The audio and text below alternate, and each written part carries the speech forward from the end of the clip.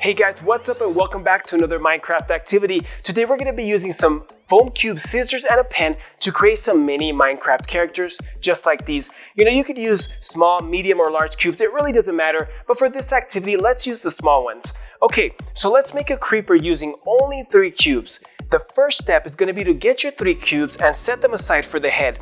The next cube will cut in half just like this, and then we're going to use that for the body. The last cube will be cut into 4 equal parts, and we're going to use those as those little creeper legs that it has.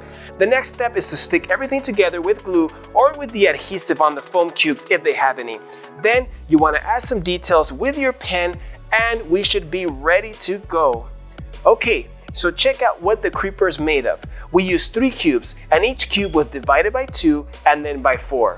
That's why the creeper is my favorite. It is such a square, just like me.